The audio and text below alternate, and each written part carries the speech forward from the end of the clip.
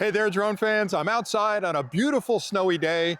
I'm at a lake near my home, and there are about 900 mallard ducks over there. So I'm not sure if you hear them in the background, but they're making it really difficult. So this would be a good test of how well this does noise reduction. Anyway, today I've got the Neo 2 out with me. I'm gonna put it up and fly a little bit because I wanted to capture some great footage with the snow on the ground. And I wanna show you how it can behave almost like a digital photographer for you. So when you put it up in the air, it's like having a camera person with you that's 12 feet up in the air and quite a distance away from you. So when you're walking along, the drone will follow you and you can record audio. So you can actually do a vlog using nothing but the drone in your phone. So if you stay tuned, I'll show you what that looks like, and then I'll come back with a few final thoughts. And hopefully these mallard ducks over here aren't completely destroying the audio. Anyway, stay tuned for that test. Okay, so I've got the drone up in the air. It's maybe 10 feet up and about 15 feet away from me. And I'm just walking through this beautiful landscape. The drone's flying out in front of me, keeping me in the center of the frame. I'm recording audio on my phone. And just imagine the possibilities that this provides, because normally if I tried to get this shot, I'd need a second camera person with me. They'd have to have a pole with a gimbal on the top of it and a DSLR camera.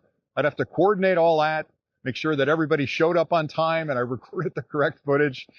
With this Neo 2, I'm telling you, I can launch it from my hand in about 15 seconds.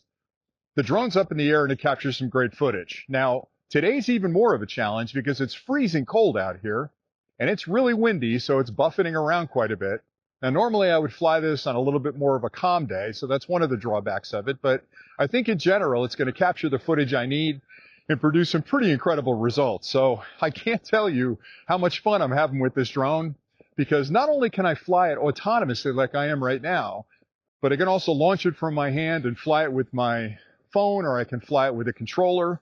I can even fly it as an FPV drone using the gyroscopic controller. So it's really like 4 drones in one, but my favorite mode for this is to actually put it up like I'm doing now and use it as a selfie drone when I'm on vacation, or I'm just out doing a vlog like this. This drone is so cool. Okay, so how cool was that? The drone took off from my hand, it locked on me, it followed me down the path, it recorded some amazing footage and audio, by the way.